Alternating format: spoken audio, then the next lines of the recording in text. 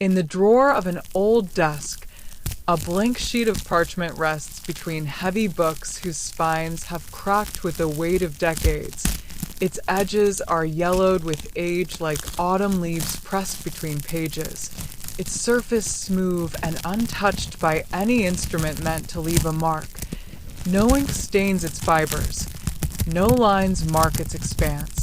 Yet each morning when the sun rises and its first light filters through the dusty window pane, faint traces appear, not drawn by hand, but formed by something deeper than intention, something closer to truth taking shape without intermediary.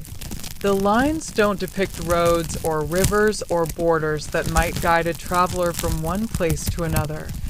They trace the shape of a hand held in comfort during a long illness, fingers interlaced not with desperation but with the quiet certainty of presence.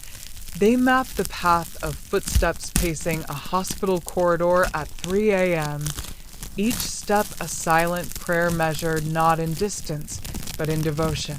They chart the arc of a voice breaking with love too large to contain in ordinary words, the vibration of that fracture becoming a topography of its own. The desk itself stands in a study where silence has settled like fine dust, its surface scarred by generations of elbows resting in contemplation, its drawers sliding open with a soft resistance that speaks of careful use rather than neglect.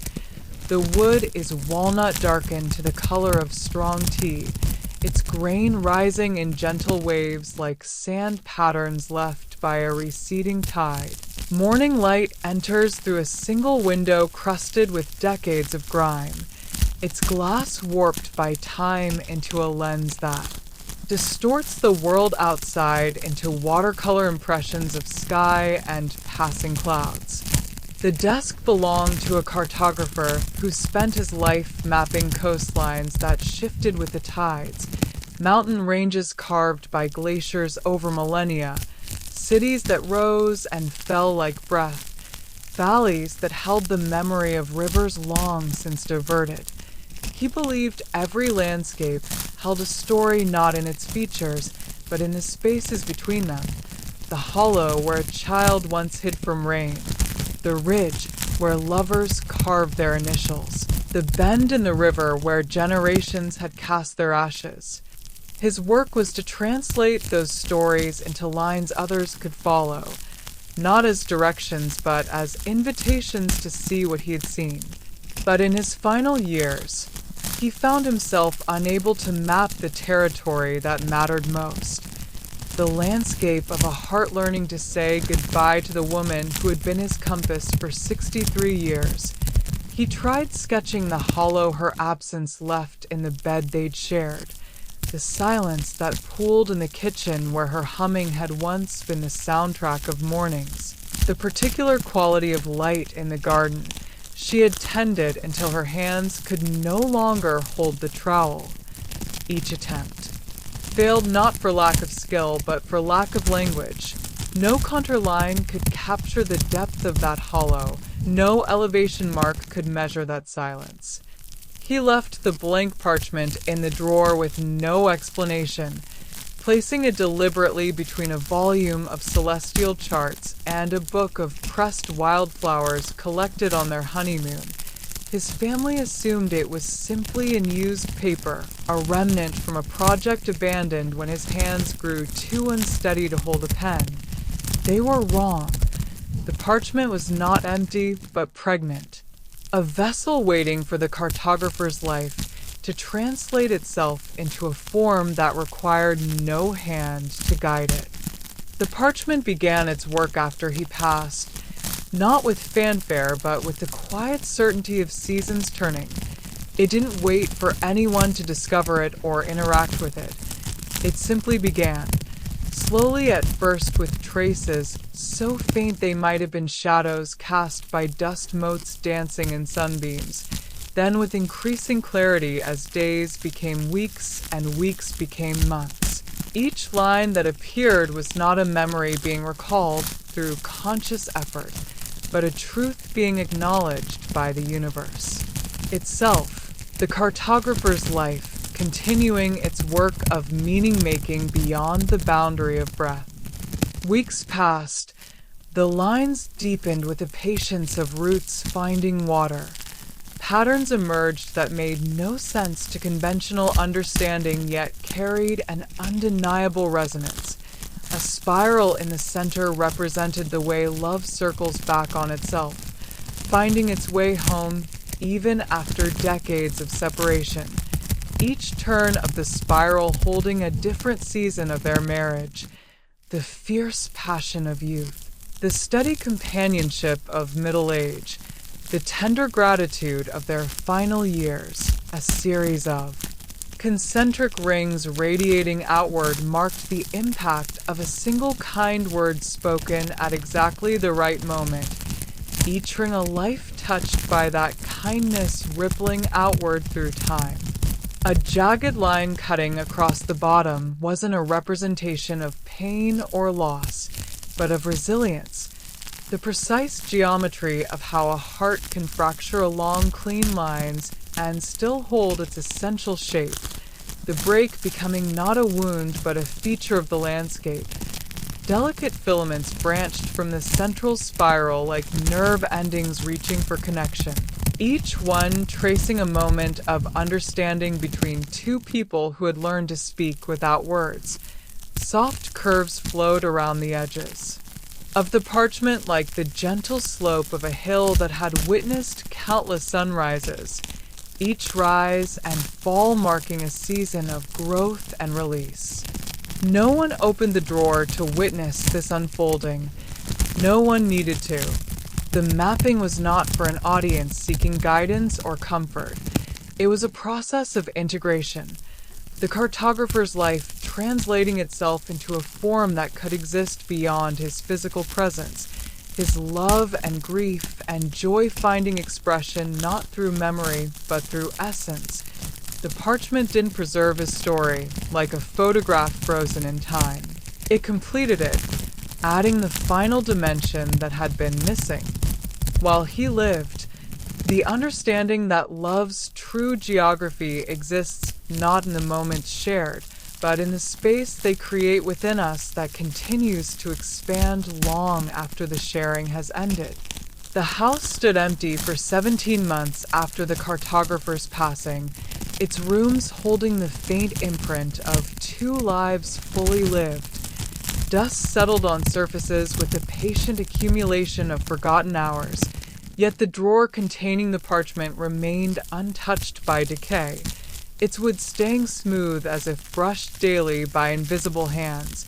The parchment itself continued its slow work through changing seasons, deepening its lines during winter's introspection, softening its edges during spring's renewal, gaining complexity during summer's abundance, settling into wisdom during autumn's release.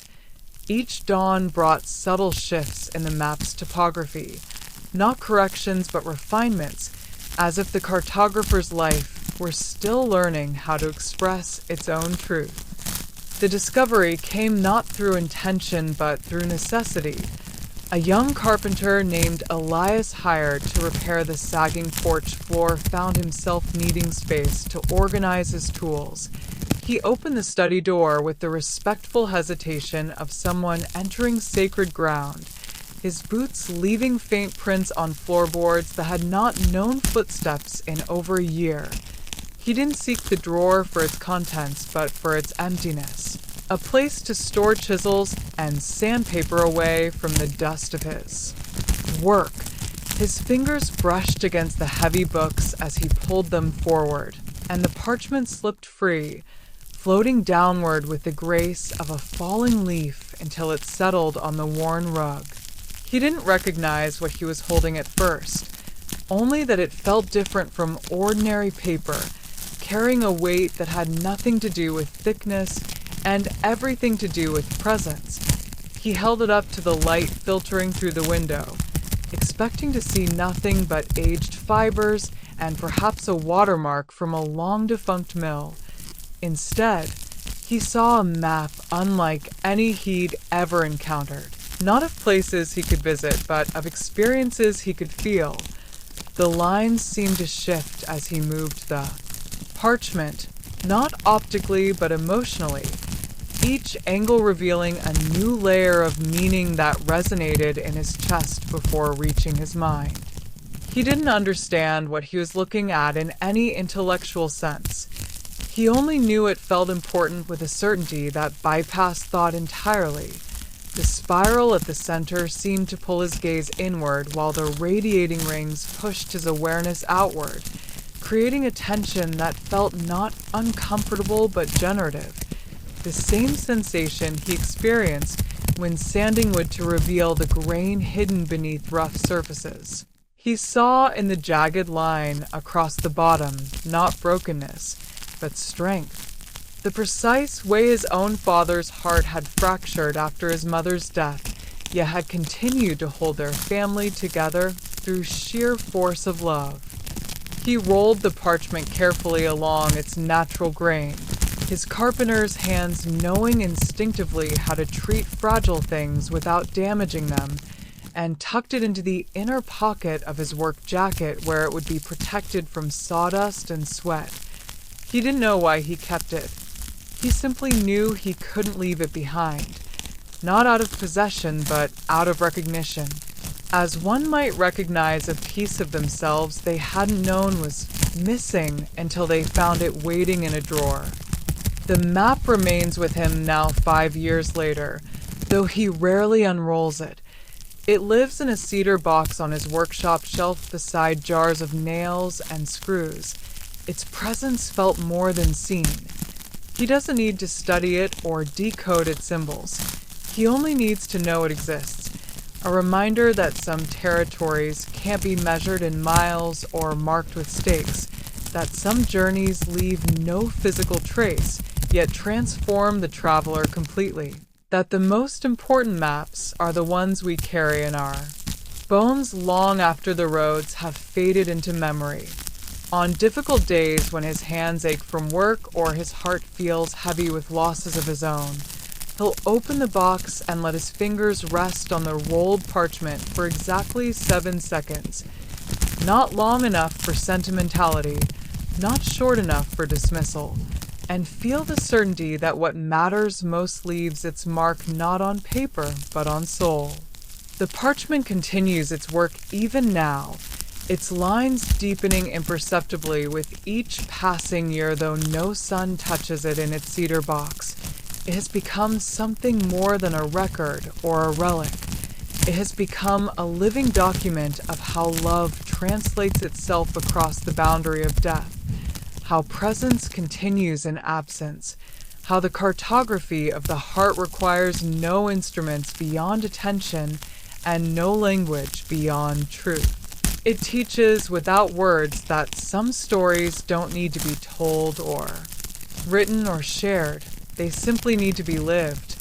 And in the living, they create their own cartography, a landscape of meaning that exists whether or not anyone ever reads the map, whether or not anyone ever follows its lines, whether or not anyone ever knows it was drawn at all. Elias's life changed not through dramatic events, but through subtle shifts. The way he began leaving space between his words when speaking with clients who seemed overwhelmed. The patience he showed his apprentice who struggled with measurements. The quiet understanding he offered his sister when she called late at night after her divorce. He didn't attribute these changes to the parchment directly. He simply noticed that something in him had softened, become more receptive to the unspoken needs of others, more willing to sit with uncertainty rather than rush to fix it. The parchment had not given him answers.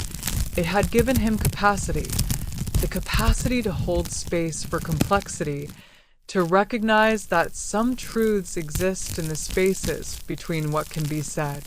The house where the parchment was found was eventually sold to a young couple who restored it with care, unaware of the map that had once rested in its study drawer. They painted the walls in soft colors, replaced the worn floorboards with reclaimed wood, planted a garden in the backyard where the cartographer's wife had once grown roses.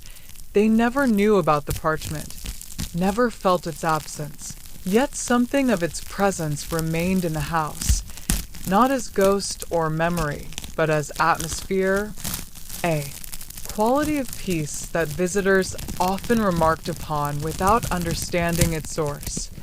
Years later, when Elias's own daughter faced a difficult decision about leaving home for college, he found himself telling her about the parchment, not as a lesson but as a story, the way one might speak of a dream that felt more real than waking. He didn't unroll it for her to see. He simply described the spiral at its center, the way love circles back on itself, the way some connections transcend distance and time. She listened with the quiet attention of someone receiving a gift too precious to be opened immediately, and in that listening, Elias felt the parchment's work continuing, not in the paper itself, but in the words it had inspired, the understanding it had made possible. The parchment has never been displayed or studied or analyzed. It has never been photographed or digitized or shared with the world. It exists in its cedar box as it has for years, its lines continuing their slow deepening, its patterns evolving in ways no one will ever document or understand. And yet its influence ripples outward through Elias's life, through his daughter's understanding, through the countless small acts of kindness and patience that have their origin in that moment of recognition, when a carpenter held a map of the heart and knew, without knowing why, that it mattered. Some territories can never be charted by conventional means. They exist in the space between breath and heartbeat, in the silence between words, in the hollow of a hand that has held another through darkness.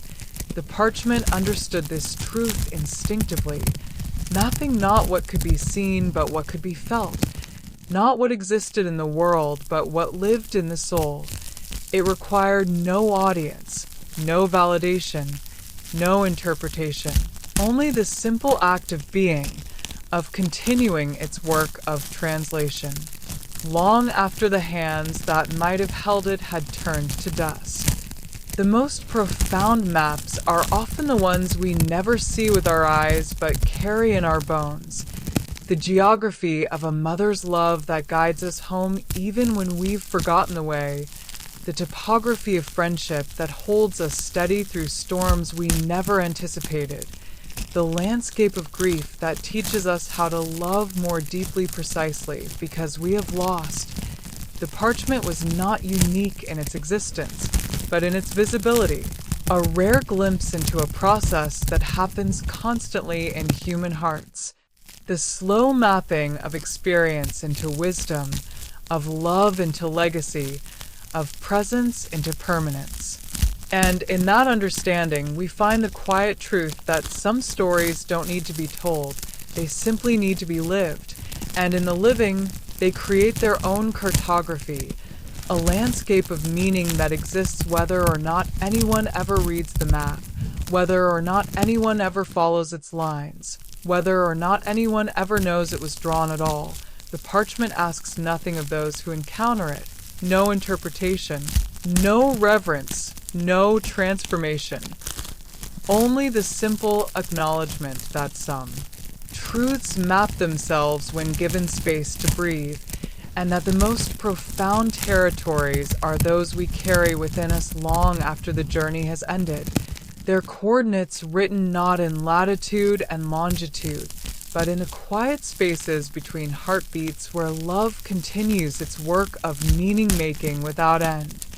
A living testament that the maps that matter most are not the ones that show us where to go, but the ones that remind us of who we have been, who we are, and who we might yet become. Through the simple, sacred act of paying attention to the territory of our own hearts.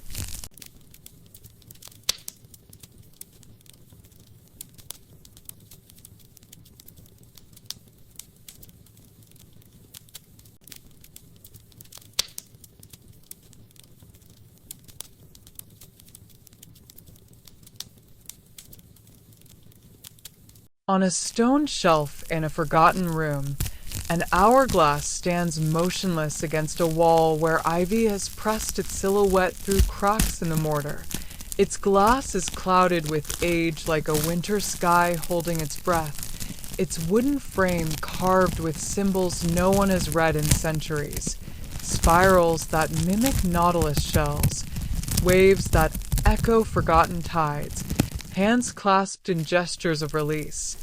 The sand inside is not gold or white, but a deep violet that seems to absorb light rather than reflect it, holding darkness not as absence, but as depth. The hourglass doesn't measure time in the usual sense. It doesn't count minutes or hours or days marked on calendars or clocks. It measures something quieter. The space between heartbeats when someone is truly listening without preparing a reply, the duration of a breath held in anticipation before a door opens, the length of a silence that contains everything that needs to be said without a single word spoken. No hand has turned it in generations. Dust has settled on every surface in the room except the hourglass itself, which remains pristine as if brushed daily by invisible care, yet the sand moves with a life of its own, defying gravity and expectation in equal measure. It doesn't fall from top to bottom in a steady stream like ordinary timepieces. It rises and falls in patterns that make no logical sense to human eyes, a slow spiral upward as if climbing invisible stairs, a sudden cascade downward like laughter released after tension, a pause that lasts for hours before movement resumes with the gentle certainty of dawn. The hourglass isn't broken, it's breathing.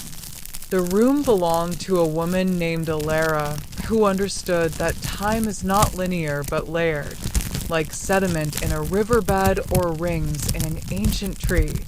She'd sit before the hourglass each evening not to track the passing hours, but to witness the quality of time itself, the texture of moments, the weight of presence, the color of stillness. She'd watch the sand rise in slow spirals when joy filled the house, children's laughter echoing from the garden, a shared meal where conversation flowed like wine, the quiet contentment of an evening spent reading side by side. She'd observe it fall in gentle waves when grief settled in, the hollow space after a loved one's passing, the slow unraveling of a difficult truth, the tender ache of memory rising unbidden. During moments of perfect stillness, when snow fell silently outside the window, when a candle flame burned without flicker, when two people sat together without needing to speak, the sand would pause completely, suspended in midair as if time itself had taken a breath. Alara never tried to control the sand's movement or interpret its patterns as omens. She simply observed it with the reverence of a student learning from a master. Her hands, mapped with fine blue veins and softened by decades of gardening and weaving, would rest palms up on her knees as she sat. She understood that some truths reveal themselves only in stillness, that wisdom arrives not through force but through patient witnessing. The hourglass taught her to measure her days not by accomplishments but by connections, not by productivity but by presence. The stone shelf itself was worn smooth by generations of resting hands, its surface cool even in summer heat, holding the memory of countless evenings spent in quiet communion. Morning light would filter through the single window at precise angles, catching the violet sand in ways that made it glow with an inner luminescence, as if the grains contained captured starlight.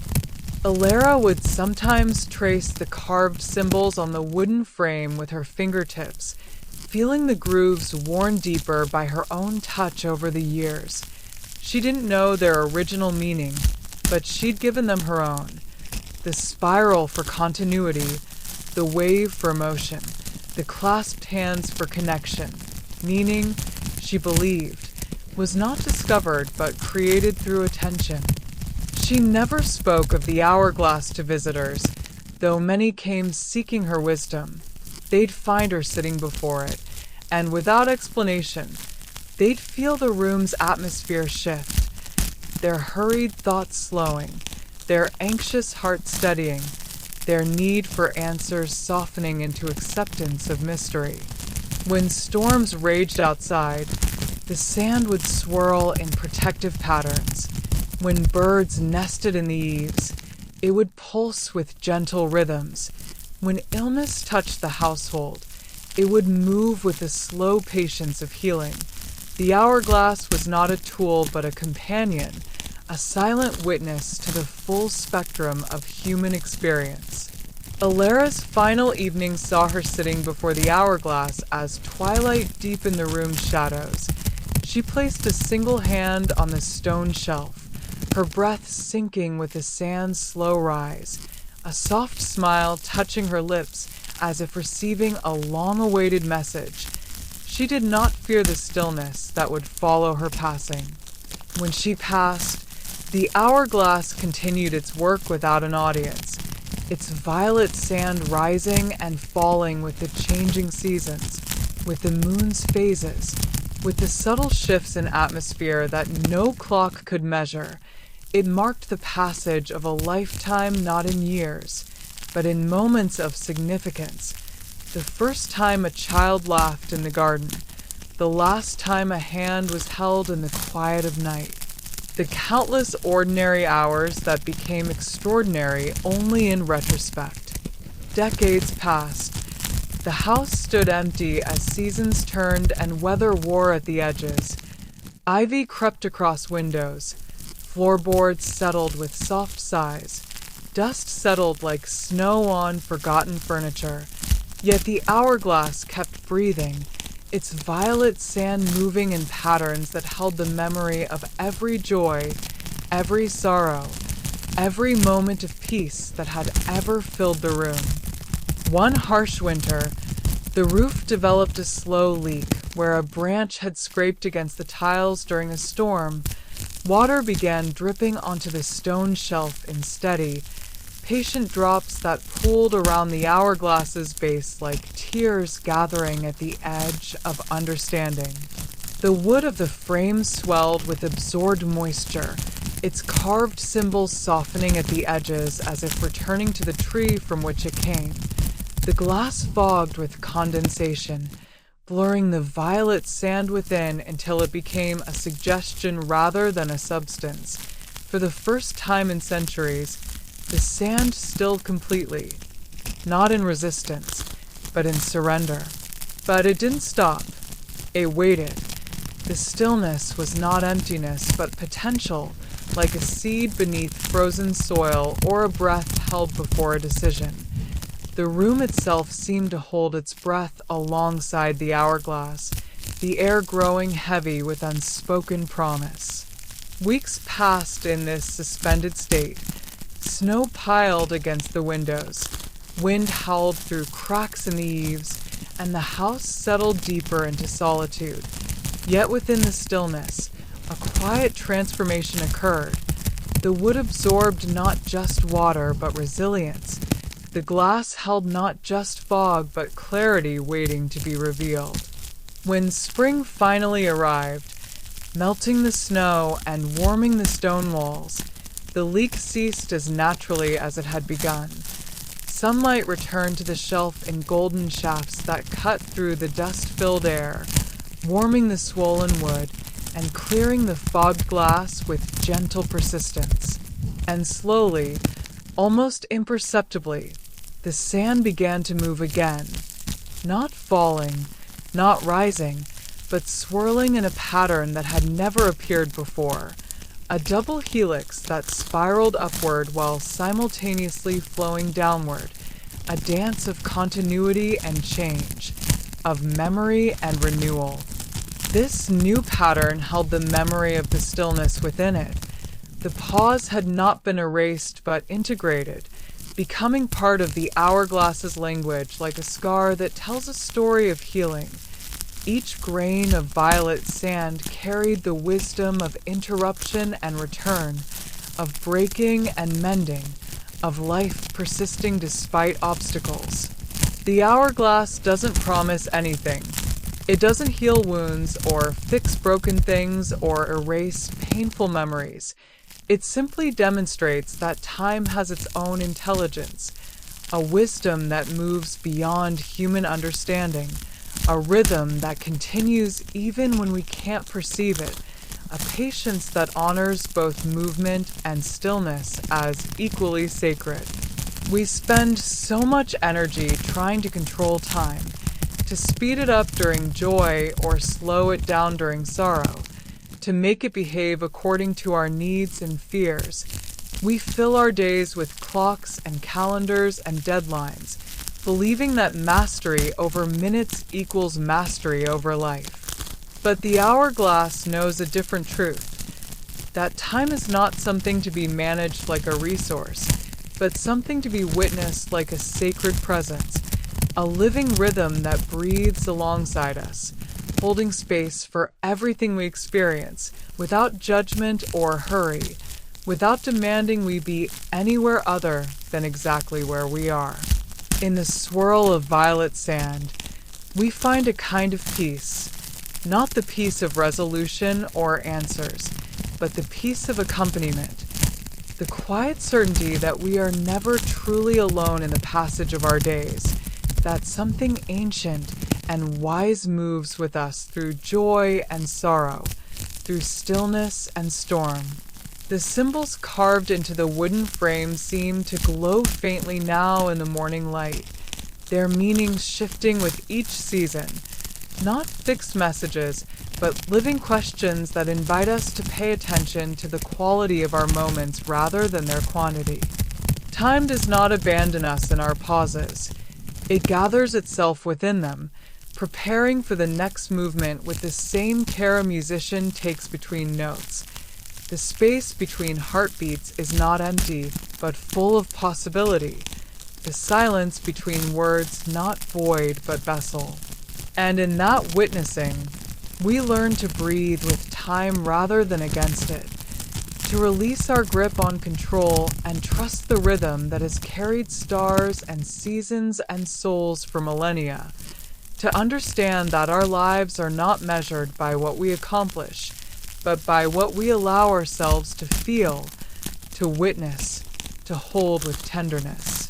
The hourglass continues its silent work on the stone shelf, its violet sand swirling in patterns that speak a language older than words, a testament that time is not our enemy but our companion, not a river to be crossed but a breath to be shared, not a countdown to an end but a spiral toward understanding, a living reminder that in the space between heartbeats, in the pause between breaths, in the quiet of a forgotten room, time itself holds us with a love that requires no explanation, demands no performance, and endures long after we have learned to listen.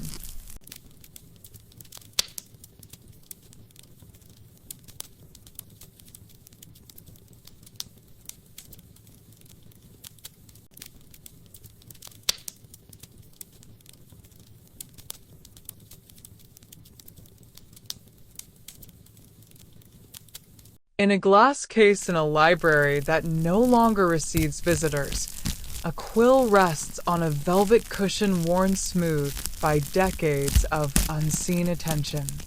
Its feather remains pristine white despite dust settling thick on every surrounding surface, each barb aligned with impossible precision as if brushed moments ago. Its nib stays sharp enough to split light, though no ink has touched it in half a century.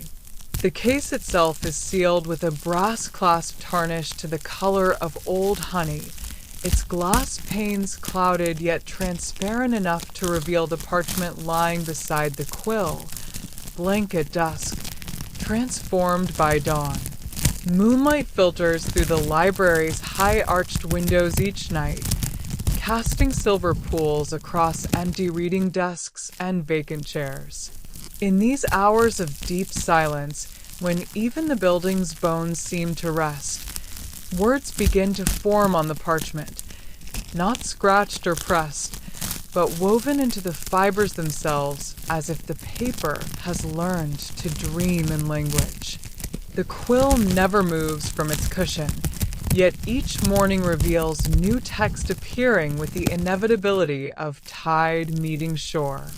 The library itself stands frozen in time, its shelves stripped bare of books, yet still bearing the ghost imprints of volumes long removed.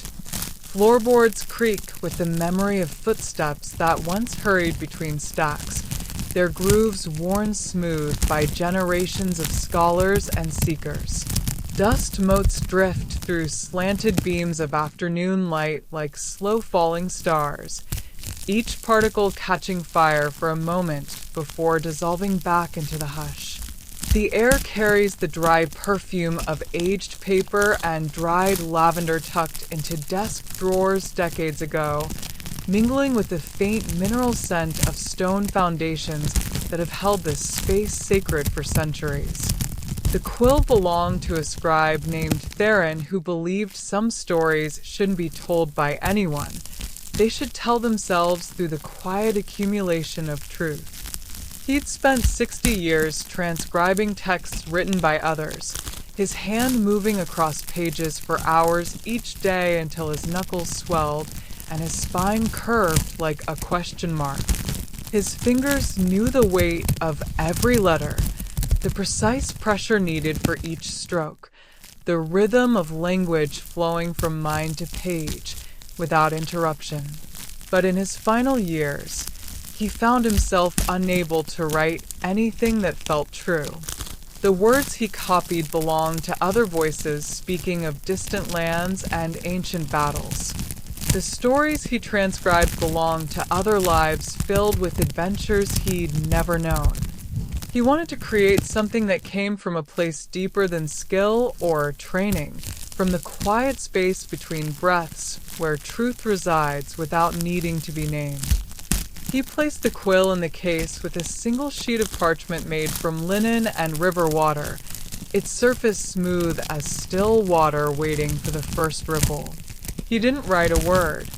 He simply waited with the patience of a seed buried in dark soil, trusting that what needed to emerge would find its own way to the light. His hands, mapped with fine blue veins and softened by decades of ink-stained labor, rested on the case for a long moment before he turned away, without looking back. The quill began its work after he passed, not with fanfare, but with the quiet certainty of seasons turning. It didn't wait for inspiration or motivation or a story to tell.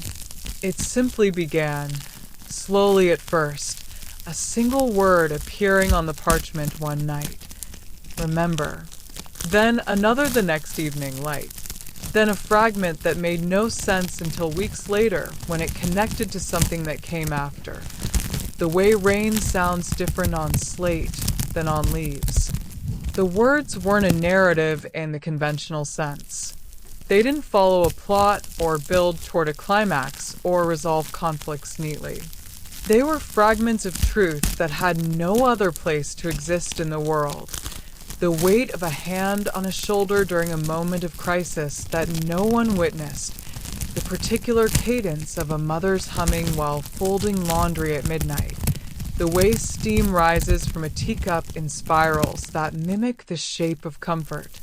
Each fragment carried its own resonance, a vibration that existed not in the letters themselves, but in the spaces between them. The scent of pine after the first snow held the memory of childhood winters. The pause before a door opens held the anticipation of reunion. The sound of a key turning in a lock at exactly 6:03 p.m. held the rhythm of a life built on quiet devotion. These were not memories being preserved, but truths being acknowledged for the first time. Years passed. The parchment filled with these fragments accumulating like sediment in a riverbed. each layer holding the weight of moments that would otherwise have vanished into silence. The quill never touched the parchment, never dipped into ink, never moved from its velvet cushion.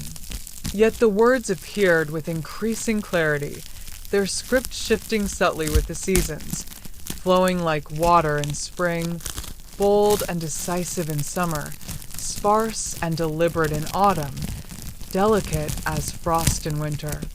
The library closed its doors to the public when funding dried up and digital archives replaced physical collections. Workers came with carts and boxes, removing volumes that had lived on these shelves for generations.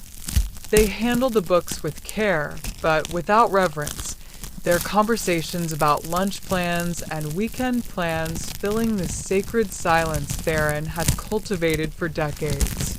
The shelves stood empty after the last box was carried away, their wooden slats pale, where spines had protected them from light.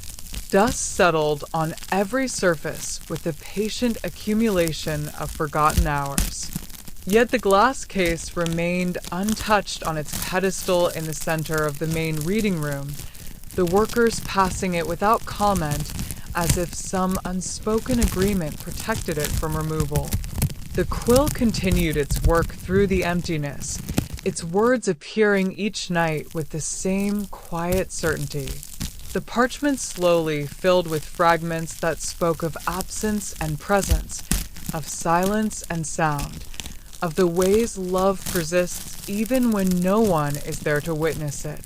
The hollow in the bed where someone once slept appeared beside the way morning light finds that hollow and fills it with gold. That wasn't the point. The writing wasn't for an audience seeking entertainment or wisdom or comfort.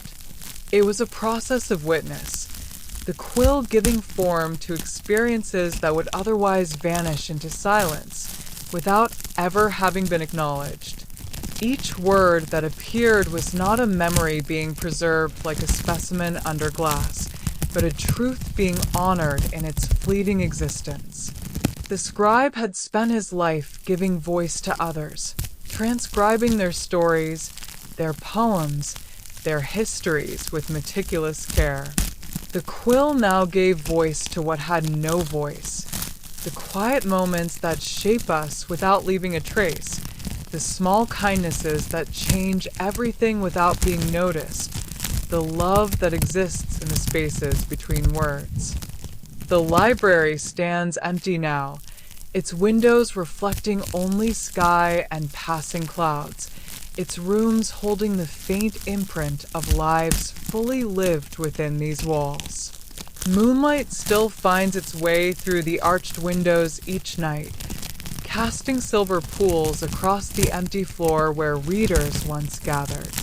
The case remains sealed on its pedestal, the quill resting on its cushion, the parchment slowly filling with words that no one will ever read aloud. The quill continues its work with the patience of roots finding water deep beneath frozen ground. Each night brings new fragments appearing not in sequence, but in resonance. The weight of a secret kept for 20 years beside the relief of finally speaking it to the wind. The particular shade of blue in a child's eyes when they first understand kindness beside the way that same blue appears in the twilight sky decades later. This writing is not preservation but participation, a collaboration between the quill and the universe, between silence and speech, between what was and what remains. The fragments accumulate not as a story to be told, but as a truth to be lived. Each word is a stone placed deliberately in the river of time to mark a crossing that mattered even if no one else ever sees it. Some stories don't need readers. They simply need to exist, to give form to what would otherwise remain invisible, to create a record of the moments that matter even when no one is watching. The quill understands this truth instinctively, writing not for recognition or legacy, but for the simple act of acknowledgement, the sacred duty of saying this happened, this mattered, this was real. The parchment has become a landscape of its own, its surface textured with the impressions of truths too delicate for ordinary paper. Running a hand over it reveals not smoothness, but subtle ridges where certain words carry more weight than others. Forgiveness rises like a mountain range. Regret flows in gentle valleys. Love spreads across the page like a vast plain holding everything within its borders. Seasons turn outside the library windows. Snow piles against the glass in winter. Cherry blossoms drift past in spring. Sunlight bleeds gold through the panes in autumn. But inside, time moves differently. The quill's work exists outside calendars and clocks, measuring not hours but heartbeats, not days but depths of feeling. A single fragment might take 3 nights to appear, each letter forming with the deliberation of a glacier carving stone. The act of creation performed without expectation or reward becomes its own kind of prayer, a testament to the truth that some things are worth doing simply because they are true. The quill writes not to be seen, but because writing is its nature. Not to be heard, but because truth demands expression even in silence. Not to be remembered, but because some moments refuse to vanish without leaving a trace. In the deepest hours of night, when the world sleeps and even stars seem to hold their breath, the words appear with increasing clarity, the way a hand trembles when holding another hand for the last time, the sound of a door closing softly after a difficult conversation, the particular quality of light that falls through a hospital window at 3 a.m. These fragments hold no judgment, no solution, no redemption, only witness.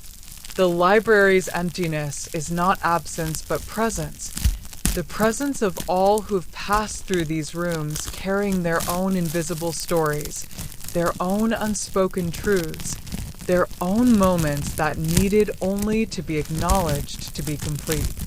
The quill writes for them too, for the student who cried silently in the stacks after receiving bad news, for the elderly man who traced his wife's name in the dust on a windowsill, for the child who discovered magic between the pages of a forgotten book. No historian will catalog these words. No scholar will analyze their meaning. No reader will weep over their beauty. And yet they matter with a certainty that requires no validation. They exist as proof that truth does not depend on witness to be real, that love does not depend on recognition to be powerful, that moments do not depend on memory to be significant. The quill's nib remains sharp not from use, but from purpose, the unwavering commitment to give form to what cannot be held, to name what cannot be seen, to honor what cannot be measured. Its feather stays white not from preservation but from purity of intention, the understanding that some work must be done without reward, without audience, without even the certainty that it will endure. And in that understanding lies a quiet revolution against the tyranny of productivity and visibility, the radical notion that creating something beautiful matters even if no one sees it, that speaking a truth matters even if no one hears it, that honoring a moment matters even if no one remembers it. The quill writes not despite the silence, but because of it, finding in emptiness the space necessary for truth to emerge without distortion. The parchment now holds thousands of fragments woven together into a tapestry of human experience that no single story could contain.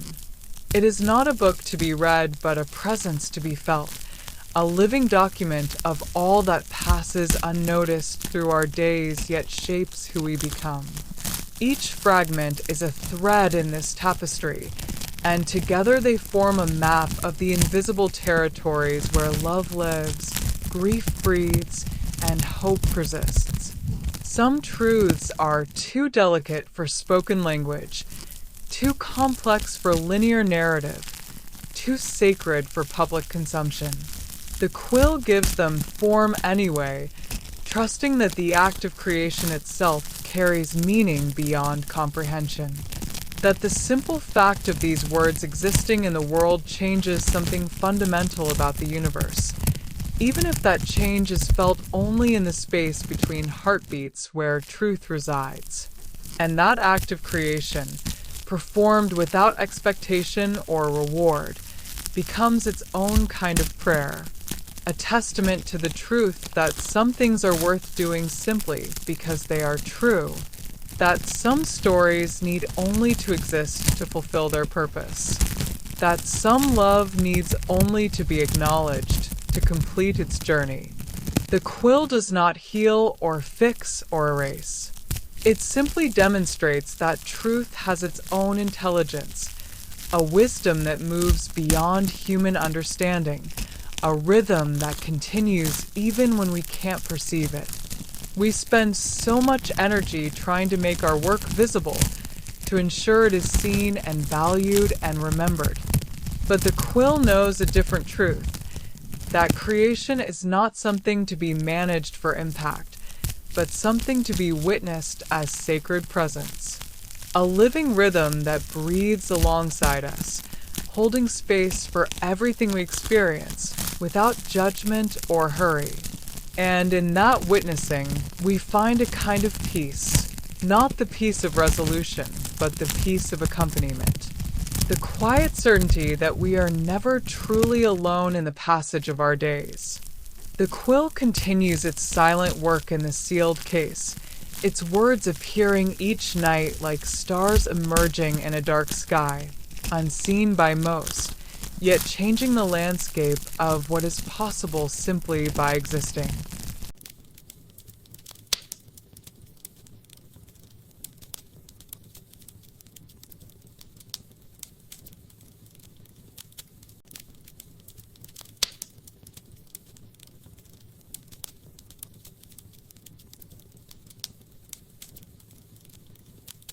On a marble pedestal in a room that has been locked for decades, a glass bell jar rests with nothing visible inside it. The glass is thick, slightly warped from age, distorting the view of the empty space it encloses in subtle ripples that catch and soften the light. The base is brass, tarnished to a deep green patina that speaks of years untouched by polishing cloths or human hands, its surface etched with the slow artistry of time and atmosphere. The room itself holds the stillness of deep preservation, its air unmoving and cool despite the passage of seasons outside its sealed door. Dust has settled on every surface except the pedestal and jar, which remain pristine as if protected by an invisible boundary that discourages the accumulation of time's debris. Floorboards retain the faint impression of a single pair of footsteps leading to and from the pedestal, worn smooth by one deliberate journey decades ago. To the casual observer, the jar would appear empty, a dome of glass covering nothing of value or interest. But this is a deception of perception, for the jar contains not absence but presence. It holds a specific silence that existed only once in the fabric of time, a moment so profound it demanded preservation beyond the reach of memory alone. This silence is not the mere absence of sound that fills empty rooms or quiet nights. It is the presence of a particular stillness, the exact moment after a final breath was taken, before the world rushed back in with its noise and urgency. It is the silence that held space for grief before it had a name, the silence that witnessed a lifetime ending and a memory beginning, a silence that contained every unspoken word, every shared glance, every quiet understanding built over 63 years of marriage. The room belonged to a man named Alistair, who collected moments rather than things. While others filled their homes with art and furniture and souvenirs from travels, he sought to preserve the intangible, the quality of light filtering through a window on a winter afternoon, the weight of a hand held without words during a difficult conversation, the exact cadence of a voice speaking a truth that changed everything. He believed the most valuable treasures were those that could not be bought or displayed. He acquired the bell jar late in life from an antique dealer who described it as a curiosity with no known purpose. Alistair was drawn to its emptiness not as a void waiting to be filled with trinkets or flowers, but as a vessel waiting to be filled with something that couldn't be held any other way, a container for the uncontainable. He carried it home wrapped in soft cloth, sensing its potential without understanding its purpose. The jar found its purpose on an evening when Alistair sat with his wife through her final hours. He held her hand as her breathing slowed, as the light in her eyes softened, as the world between them narrowed to the space of a single room and the love that filled it completely. He felt the shift from presence to absence not as a sudden break, but as a gentle transition, like a tide receding from shore. When her final breath left her body, a silence fell that was unlike any he had ever known. It was not empty but full, a container holding every moment of their life together, every word spoken and unspoken, every laugh and tear and quiet understanding.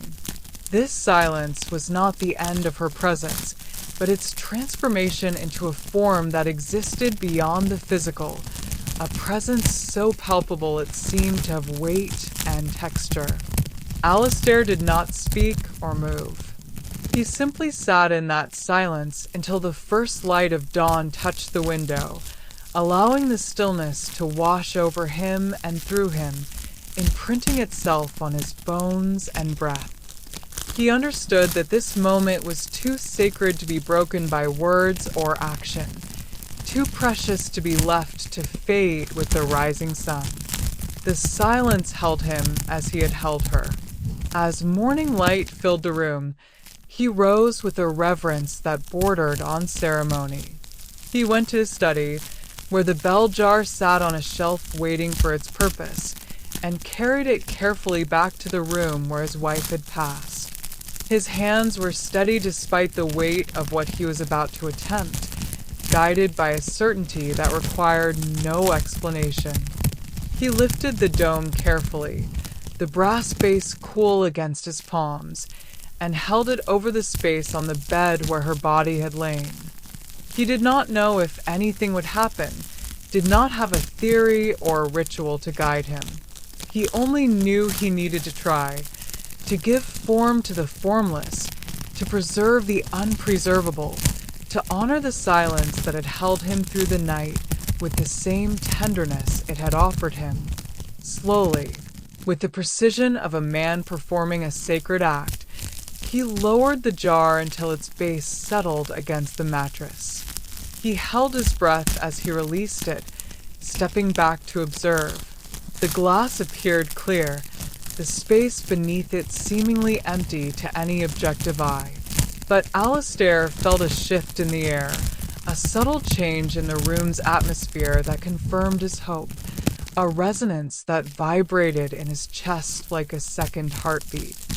He knew better than to trust appearances. The jar was not empty. It held the silence he had witnessed, the moment of transition, the love that had no physical form but existed as powerfully as any object. He saw in the warped glass not emptiness but fullness, a vessel now charged with the essence of what had passed between them, a truth that required no witness to be real. He locked the room and never entered it again. He didn't need to. The silence he had captured was not confined to the jar but had become part of him, a companion that asked for nothing and gave everything, a constant reminder of love's enduring presence beyond the boundaries of life and death. He carried its peace in his posture, his patience, his quiet way of moving through the world. The key he placed in a small wooden box on his desk, where it remained until his own passing. He never spoke of the jar to anyone, never felt the need to explain or justify what he had done. Some truths, he understood, exist beyond language, and some vessels are meant to hold what words cannot contain. Years passed with the quiet certainty of seasons turning. Alastair lived the remainder of his days with a gentle peace that those around him could not fully understand, but deeply respected. He tended his garden with unhurried hands, listened to neighbors with full attention, and found joy in ordinary moments without needing to name their source. The house changed hands after his passing, moving through a series of owners who felt the home's unique atmosphere but never discovered the locked room secret. Maintenance workers would pass by the sealed door occasionally during their rounds, noting its solid oak construction and the simple brass lock that showed no signs of forced entry. They never tried to open it, not out of fear, but out of a deep-seated respect that seemed to emanate from the door itself, a quiet dignity that discouraged intrusion. One worker later admitted he always felt a strange compulsion to remove his hat when passing that particular doorway, though he could never explain why. Inside the locked room, the bell jar remains on its marble pedestal, the glass catching light from the single window in patterns that shift with the hours and seasons. Morning sun creates rainbows across the floor. Afternoon light casts long shadows that dance with dust motes, and moonlight bathes the jar in a silver glow that seems to pulse with a slow, steady rhythm.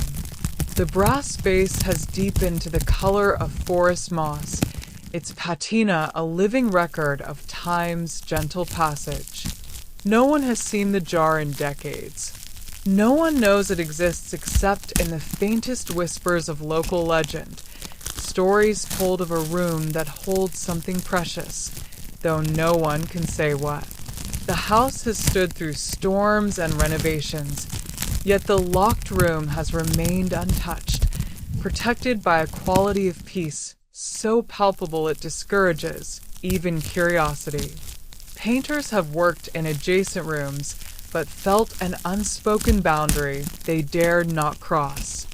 But sometimes on quiet nights when the moon is full and the world outside grows still, people walking past the house report feeling a shift in the air, a softening of the edges of reality, a stilling of the mind's constant chatter, as if the world has paused to remember something important.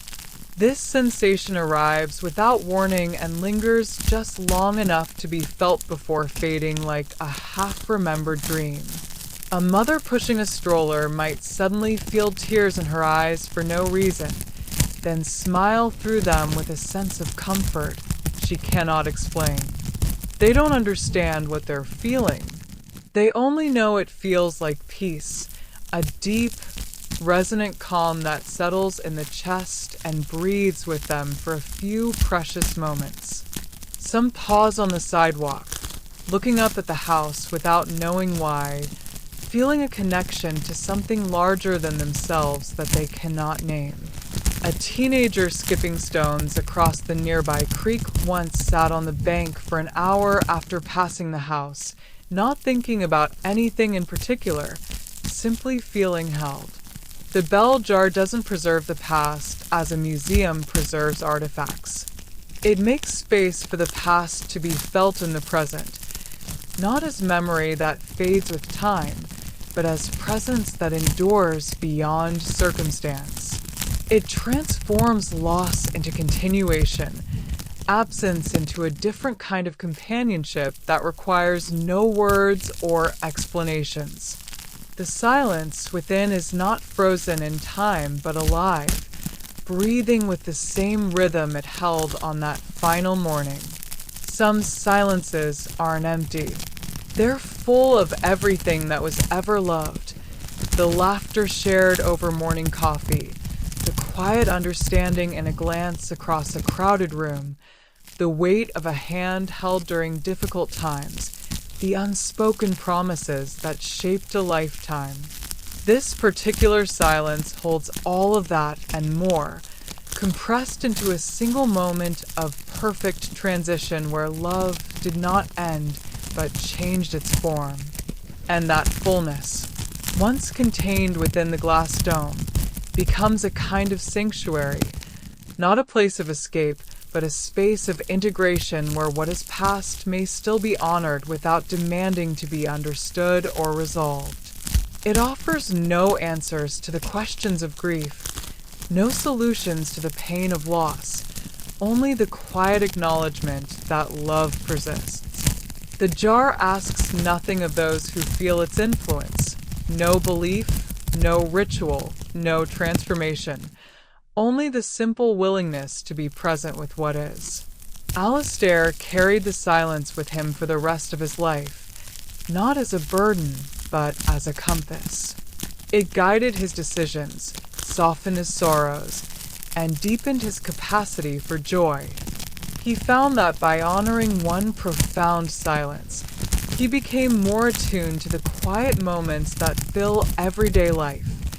The space between words in a conversation, the pause before a decision, the breath before sleep. He learned to listen not just with his ears, but with his entire being.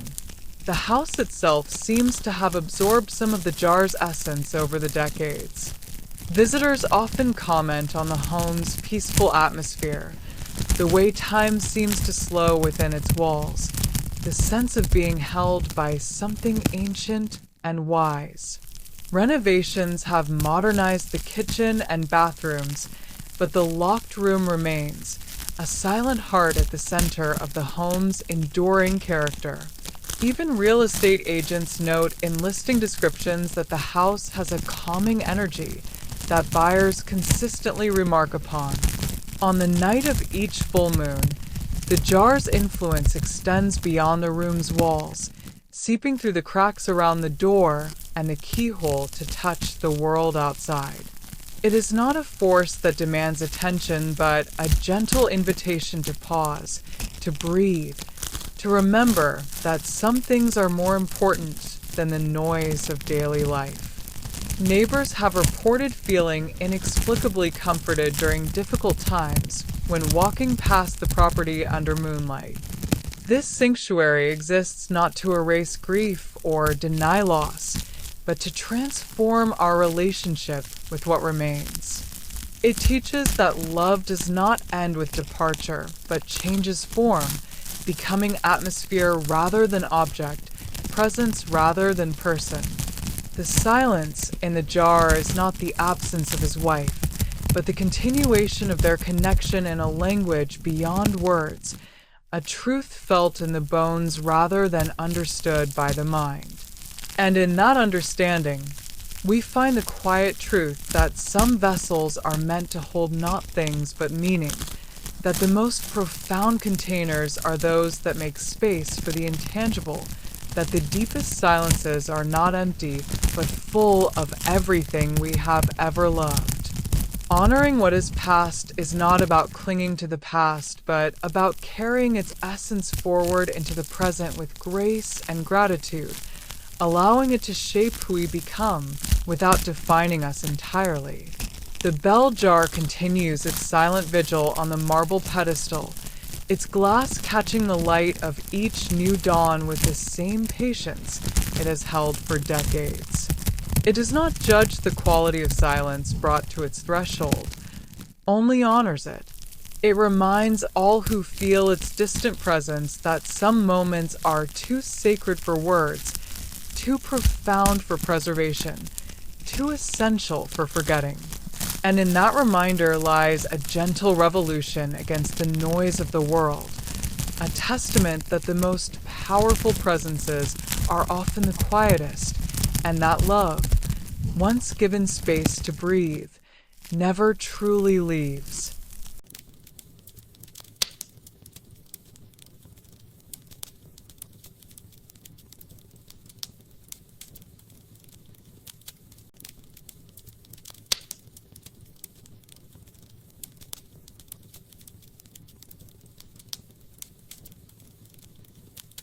In a small wooden box on a high shelf, a brass compass rests with its needle turning slowly in circles against a face clouded by decades of handling. The glass is scratched in delicate spirals that catch the light like frozen rain, its markings worn almost smooth from years of fingertips tracing uncertain paths across its surface. The needle itself moves with a life of its own, not the frantic twitch of a broken instrument, but the deliberate rhythm of something listening to a frequency no human ear can detect. It doesn't point north. It doesn't point in any consistent direction dictated by magnetic fields or celestial bodies. It simply turns, sometimes clockwise in lazy arcs that suggest contentment, sometimes counterclockwise in tighter spirals that hint at restlessness, sometimes pausing for hours in perfect stillness before beginning again with renewed purpose. The movement carries no urgency, no anxiety about being wrong, only the quiet certainty of motion for motion's sake. The compass doesn't measure geography. It measures longing, the invisible pull that lives in the human heart long after reason has given up searching. Each rotation of the needle represents a moment when someone somewhere feels the tug of something they can't name, the ache of a home they've never visited but dream of in vivid detail, the yearning for a person they've never met but feel certain exists, the quiet certainty that something important is waiting just beyond the edge of perception, just outside the frame of ordinary life. The box itself is carved from cherry wood darkened by time to the color of strong tea. It's lid inlaid with mother-of-pearl in patterns resembling constellations no astronomer has ever charted.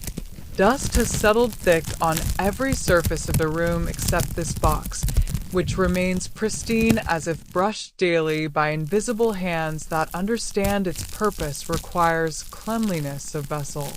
Sunlight filters through the single high window each afternoon, catching the brass edges in flashes of gold that seem to acknowledge the compass's continued work.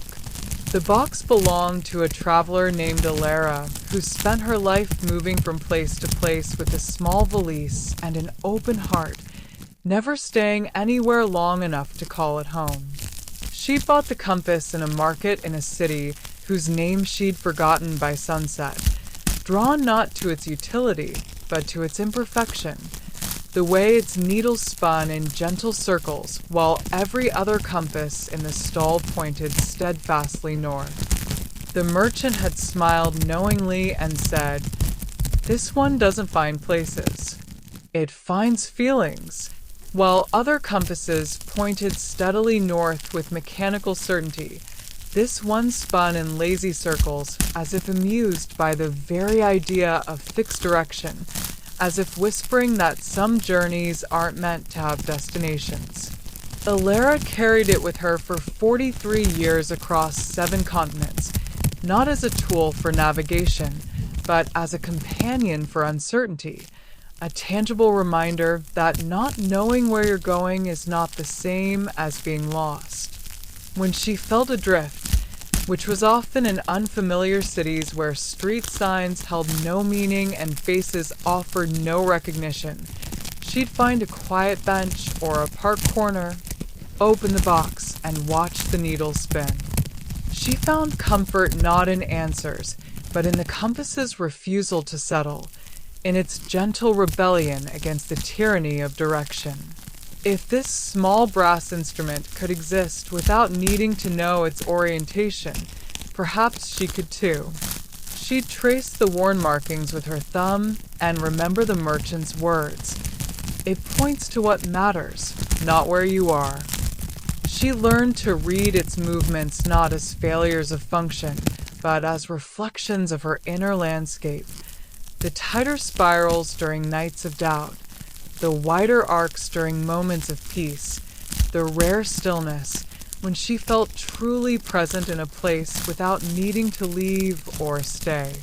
The compass became her silent confidant during train rides through mountain passes, ferry crossings at dawn, and quiet evenings in rented rooms where the only familiar thing was the weight of the box in her pocket. It never judged her restlessness or demanded she choose a path. It simply turned, a small silver witness to the beauty of wandering without apology, of seeking without expectation of finding. When she passed peacefully in a small coastal village where she'd stayed longer than usual, the box was tucked onto a high shelf in a house she'd never lived in, a gesture by a friend who understood some objects carry meaning beyond ownership. The compass continued its work without an audience, its needle turning through empty rooms and changing seasons with the same patient rhythm it had maintained for decades. The shelf sits in a room where morning light enters at a precise angle, illuminating dust motes that dance like tiny stars around the box's silhouette. Floorboards creak with the memory of footsteps that once approached the shelf with reverence, though no feet have climbed the stairs in 20 years. The air carries the dry perfume of aged wood and dried lavender tucked into crocks decades ago, mingling with the faint metallic scent of brass that has never tarnished despite its age. No hand has opened the box in decades. No eye has witnessed the needle's dance since Alara's final journey. Yet the compass responds to the world beyond these walls with unwavering fidelity, its movements a silent language spoken in the grammar of human yearning. It requires no observer to validate its purpose, no witness to confirm its truth, only the continued existence of hearts that feel the pull of what lies just beyond reach. The needle spins faster on certain nights, not randomly, but in response to invisible currents that flow through the collective human experience. When the moon hangs full and heavy in the sky, casting silver light across sleeping cities, the needle quickens its pace. When the wind shifts suddenly from east to west, carrying the scent of distant rain, the rotations tighten into urgent spirals. When someone somewhere makes a decision that changes everything, a yes instead of no, a departure instead of staying, the needle responds with a surge of motion that seems to celebrate the courage of choice. It slows during moments of perfect clarity, when someone knows exactly where they need to be and why, when the noise of doubt falls away and purpose shines with the simplicity of dawn. In those rare instances when longing and belonging align, when the pull of what's missing is perfectly matched by the peace of what's present, the needle pauses completely, suspended in a stillness so profound it seems to hold its breath alongside the human heart that has found its temporary home. These pauses are fleeting, lasting only as long as the alignment holds before the needle resumes its turning, acknowledging that even the most perfect moments of peace are part of a larger journey. The compass understands what humans often forget, that stillness and motion are not opposites but partners in the dance of a life fully lived, each giving meaning to the other through their contrast and connection. The compass doesn't require observation to function. It simply responds to the collective human experience of seeking, of moving through the world with more questions than answers, of feeling the persistent pull of something just beyond reach, of trusting that the journey itself holds meaning even when the destination remains shrouded in mystery. Its work continues in the quiet room with the same dedication it showed in Alara's hands, a testament to purpose that transcends ownership. Sometimes, in the deep hours of night when the world sleeps and even stars seem to hold their breath, the needle spins so fast it becomes a blur, a silver streak against the dark brass face, a whirl of motion that seems to generate its own energy and light. Those are the nights when someone somewhere takes a leap of faith without knowing the landing will be soft, when a heart chooses vulnerability over the safety of walls, when a soul decides to trust the pull even without a map or promise of arrival. The compass doesn't judge these choices as wise or foolish, brave or reckless. It simply acknowledges them with increased motion, honoring the courage required to move forward without certainty. It celebrates the student boarding a plane to a country where they don't speak the language, the artist sending work into the world despite fear of rejection, the person speaking words of love without knowing they'll be returned. Each act of courage sends ripples through the invisible fabric the compass measures. We spend so much of our lives seeking direction, trying to find the right path through career choices and relationships, searching for the correct answer to life's biggest questions, yearning for a true north that will guide us safely home to a place of certainty and peace. We fill journals with pros and cons, consult experts and algorithms, scroll through endless options hoping one will feel definitively right, all while carrying the quiet shame of not knowing.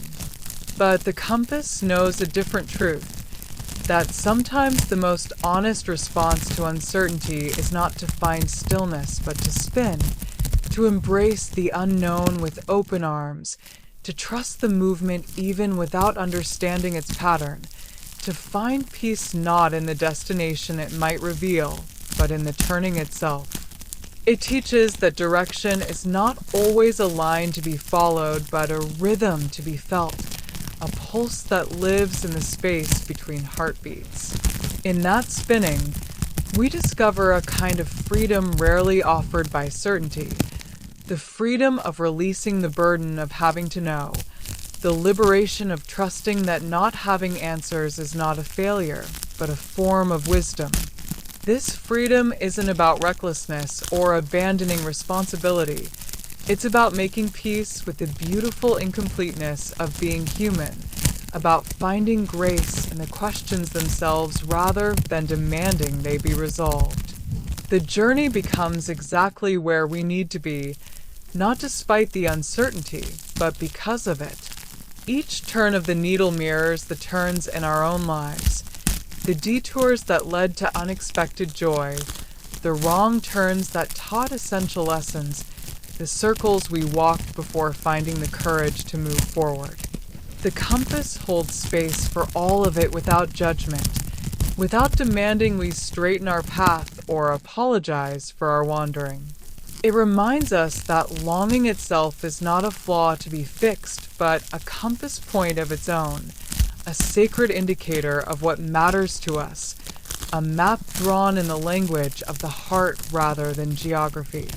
The ache for connection points toward our need for community. The yearning for purpose reveals our desire to contribute meaningfully. The pull toward beauty guides us toward what nourishes the soul.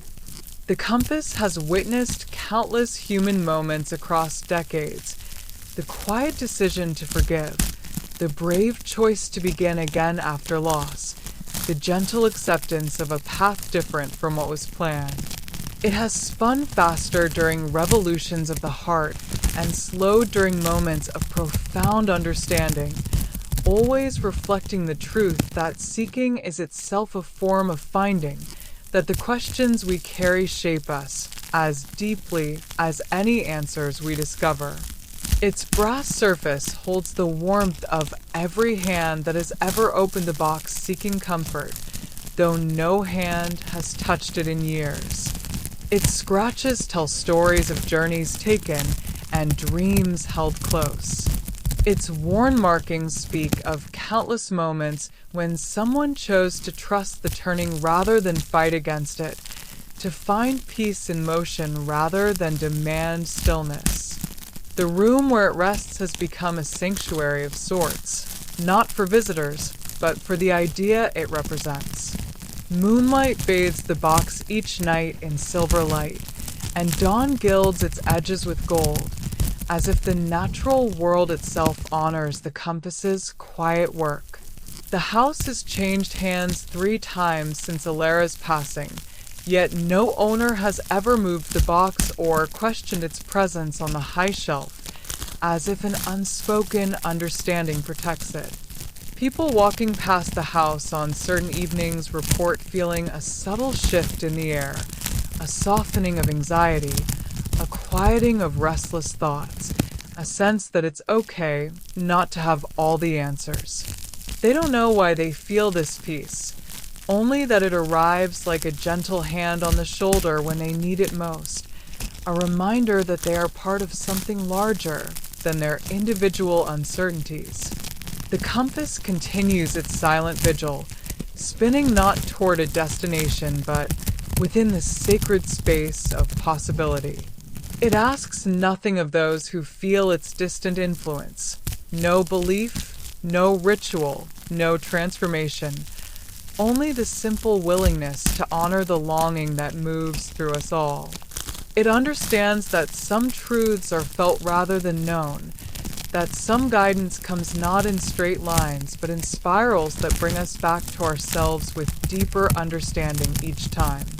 And in that understanding lies a quiet revolution against the noise of a world that prizes certainty above all else, a testament that the most profound wisdom often lives in the willingness to turn without knowing why, to trust the movement of the heart even when the mind demands a map. The spinning needle becomes a prayer without words, a meditation in motion, a daily affirmation that we are exactly where we need to be in the journey of becoming. The compass doesn't promise we'll find what we're looking for. It simply assures us that the looking itself has meaning, that the turning is not wasted motion but sacred practice, that every rotation of the needle echoes the truth that we are never truly lost when we carry within us the courage to keep moving, to keep seeking, to keep spinning toward whatever waits just beyond the edge of now. A living reminder that the journey is not something to endure until we arrive, but the very ground on which we learn to fly.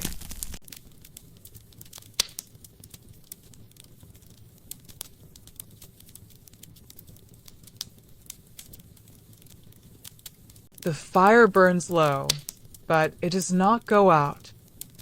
No matter how dark the night, a light waits for you here.